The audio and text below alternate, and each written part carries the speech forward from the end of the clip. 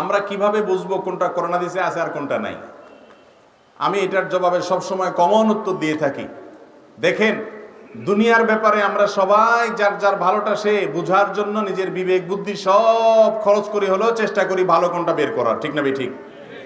দিনের ব্যাপারে আসলে আমরা বলি না, আমরা তো এত কিছু বুঝি না, হুজুররা যা বলে, এক এক হুজুর এক এক কথা বলে, আমরা কোন দিক যাব? অথচ দুনিয়ার ব্যাপারে আমরা এই কথা বলি না। দুনিয়ার ব্যাপারে আমার ভালো কোনটা এটা বোঝার জন্য বিবেক বুদ্ধি সময় সব ব্যয় করে হলেও ভালোটাকে উদ্ধার করার চেষ্টা করি, কি করি না? অতএব মোহতারাম হাজরিন, আল্লাহর দেয় বিবেক শুধুমাত্র দুনিয়া বোঝার জন্য না, লাউ কোনটা কচি আর কোনটা বাতি এটা বোঝার জন্য টিপতে টিপতে দোকান একটার জায়গায় তিনটা পাল্টাতে পাল্টাতে মুলাতে মুলাতে দেখতে দেখতে আপনি অস্থির হয়ে যাচ্ছেন মাত্র 50 টাকার লাউ এটা কিনতে গিয়া।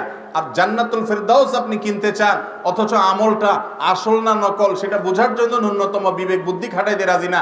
আপনার চাইতে এরকম সস্তা জান্নাত প্রার্থী আল্লাহর জমিনে আর কে হতে পারে? ঠিক না ঠিক?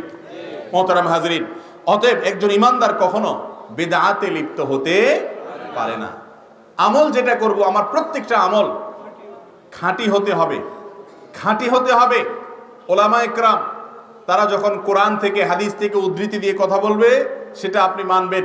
যদি কোনো আমলের ব্যাপারে সন্দেহ দেখা দেয়, ভিন্ন মত দেখা দেয়, কোরআন হাদিস থেকে উদ্ধৃতি না পান, দলিল না পান, আপনার বিবেক বুদ্ধি যতটুকু আছে এতটুকু খরচ করার পর যদি আপনি সুন্নাত আর বিদআতের মধ্যে পার্থক্য করতে না পারেন, তাহলে বিবেক দেয়ার এই বিবেক আল্লাহ তাআলা দিয়েছেন যে এটার মানে কি, এটা কোথায় ব্যবহার করলেন?